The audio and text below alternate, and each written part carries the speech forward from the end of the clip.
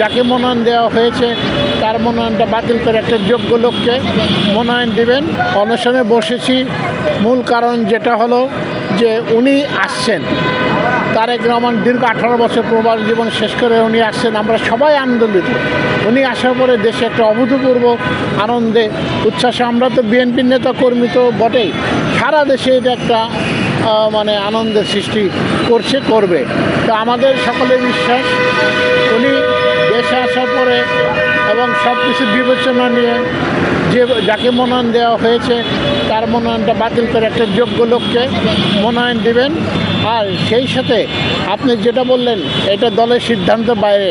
Extreme মশার coil plant fibre দিয়ে তৈরি, তাই সহজে ভাঙে না, সুগন্ধিযুক্ত ও নিরবিচ্ছিন্নভাবে জ্বলে। ডেঙ্গু, চিকুনগুনিয়া বাহি সহ যে কোনো মশার বিরুদ্ধে দেয় এক্সট্রিম সুরক্ষা। আসলে দলের সিদ্ধান্তের বিরোধিতা, আসলে এটা দলের সিদ্ধান্তের বিরোধিতা না।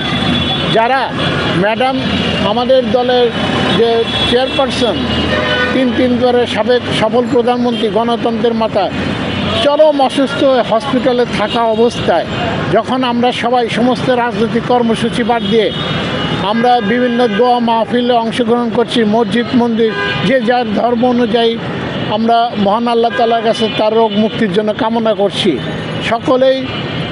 সকলেই বিশেষ করে ওনার ছেলে তারেক রহমানও নানা রকম মানে উনি ওনার মায়ের জন্য তো চিন্তিত বটেই, তারপর দেশ নিয়ে ভাবনা, এইরকম অনেক চাপের ভিতরে উনি যে সুন্দরভাবে আমাদেরকে দিক নির্দেশনা দিচ্ছিলেন, ঠিক সেই মুহূর্তে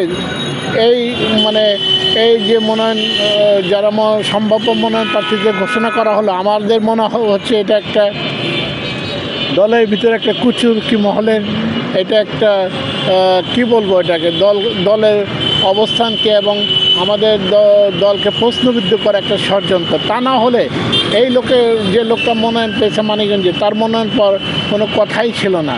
তার বিরুদ্ধে বিভিন্নভাবে পত্রিকায় বিভিন্নভাবে সাংগঠনিকভাবে অভিযোগ হয়েছে এবং এলাকার একটা 5 বছরের ছেলেও জানে সে কী ধরনের অন্যায় অত্যাচার জুলুম করেছে। আমি আপনাদের মাধ্যমে আমাদের দলের নীতি নির্ধারক প্লাস আমাদের দলের ভারপ্রাপ্ত চেয়ারম্যানের দৃষ্টি আকর্ষণ করছি, এই বলি আপনার একদম নিরপেক্ষ যে নাকি মানে সততার সাথে যে দেখবে এই মনোনয়ন দেওয়ার পরে এলাকাবাসীদের ভিতরে কি প্রতিক্রিয়া হয়েছে, এটা দেখে উনি যে সিদ্ধান্ত নেবেন আমরা অবশ্যই দলকে ভালোবাসি, দলের সিদ্ধান্ত মেনে নেব অবশ্যই। এবং আমাদের সেই ভরসাস্থল উপরে আল্লাহ, মহান আল্লাহ তাআলা, নিচে যেহেতু আমাদের দলের চেয়ারপারসন প্রচণ্ড অসুস্থ, উনি সুস্থ থাকলে অবশ্যই এটা ঘটতো না আমার বিশ্বাস।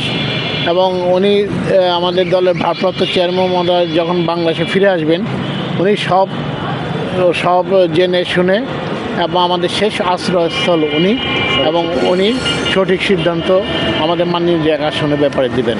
একটা দলের প্রাণী কিন্তু কর্মী, তারা কিন্তু যারা বিশেষ করে নিঃস্বার্থ কর্মী, তারা কিন্তু কোনো কিছু পাওয়ার আশা করে না, বিনিময়ে তারা কিছু চায় না। তারা চায় একটা নেতা হতে, নেতা কিন্তু লিডার না, নেতা কিন্তু বস না, নেতা সবাইকে নিয়ে চলবে। তা আমি মনে করি আমার যে গ্রহণযোগ্যতা, সর্বোপরি আমার মরহুম পিতা, আপনারা জানেন বিএনপির দুর্দিনের কাণ্ডারি খন্দকার দেলোয়ার হোসেন যিনি মহাসচিব ছিলেন, তার প্রতি যে শ্রদ্ধা ভালোবাসা এবং আমাদের দলের প্রতি যারা নিঃস্বার্থ নেতাকর্মী যারা এখানে আছেন, বেশিরভাগই কিন্তু বিগত 17 বছরে তারা কিন্তু ঘরে থাকতে পারে নাই, জেল জুলুম মামলা সহ নানা রকম সমস্যা তারা ছিল, তারা এখানে আসছে নিঃস্বার্থভাবে। তাদের প্রতি আমার একটাই আহ্বান, মহান আল্লাহ তাআলা ধৈর্যশীলদের পছন্দ করে, আপনারা ধৈর্য ধরে থাকুন, ইনশাল্লাহ পরিবর্তন অবশ্যই হবে। আমরা সারা রাত যতক্ষণ পর্যন্ত কোনো সিদ্ধান্ত না আসে আমরা আমাদের এই অনশন চালিয়ে যাব।